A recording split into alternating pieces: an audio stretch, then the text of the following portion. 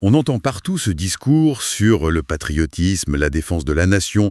C'est devenu presque un bruit de fond. Oui, c'est omniprésent. Mais en se penchant sur les analyses, il y a une idée assez déroutante qui ressort.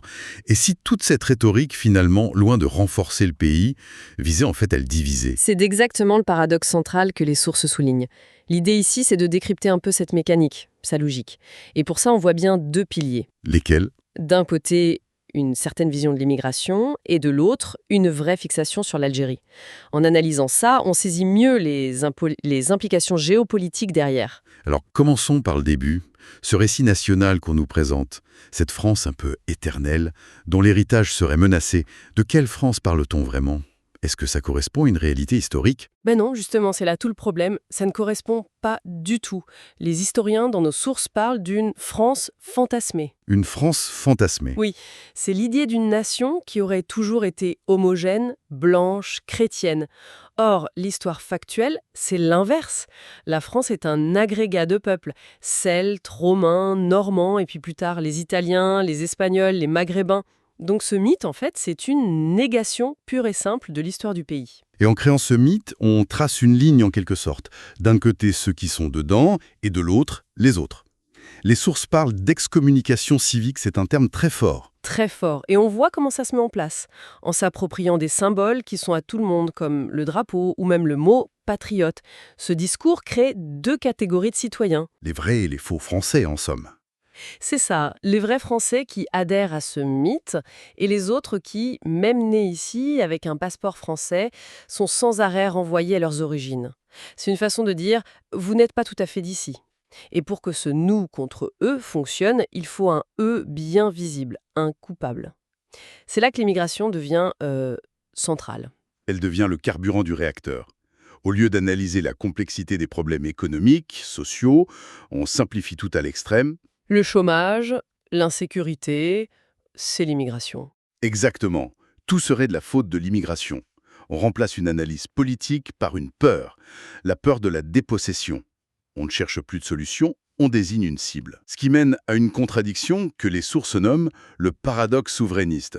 On a ce discours qui veut une souveraineté française absolue, mais qui en même temps admire des régimes autoritaires comme la Russie ou la Hongrie. Comment est-ce que ça peut tenir ? Plusieurs analystes qualifient ça d'imposture intellectuelle. C'est très ironique. Pour se libérer d'une Europe démocratique, ce discours propose une allégeance à des puissances dont les intérêts stratégiques sont en fait souvent contraires aux nôtres. On échangerait une interdépendance contre une soumission, en fait ? Voilà, une soumission idéologique. Et dans cette construction de l'autre, il y a une figure qui revient sans cesse, c'est presque obsessionnel, l'Algérie. Pourquoi cette fixation, plus de 60 ans après l'indépendance ? Les sources s'accordent sur l'idée d'une triple fracture. D'abord, historique. La blessure de la perte de l'Algérie française n'est pas refermée. D'accord. Ensuite, une fracture intérieure. La présence en France d'une forte population d'origine algérienne, c'est une contradiction vivante au mythe de la France homogène. Et la troisième ? Géopolitique. L'Algérie est farouchement indépendante, elle refuse de s'aligner, et c'est perçu comme un défi. Et le décalage est frappant. Pendant qu'on débat de ça en France, l'État algérien, lui, est en pleine transformation. Absolument. Sur le plan intérieur, on voit une consolidation par la justice, comme avec l'affaire Kounef. Des oligarques très puissants condamnés pour corruption, c'est un signal fort. Et sur le plan économique, De souveraineté alimentaire. c'est exactement ça. Un projet à 3,5 milliards de dollars pour dire on va produire notre lait nous-mêmes, on réduit notre dépendance. Et ça se voit en diplomatie. Quand Alger exige la réciprocité sur les visas, elle ne demande pas la charité, elle négocie d'égal à égal. Toute cette stratégie de division mène à un risque ultime que les sources évoquent, la fracture de la société française elle-même. On entend même des discours qui remettent en cause l'édit de Nantes. C'est quand même vertigineux. Là, on joue avec le feu. L'édit de Nantes, ce n'est pas un vieux papier. C'est l'acte qui a mis fin à 36 ans de guerre de religion. Son principe est fondateur. Fondateur.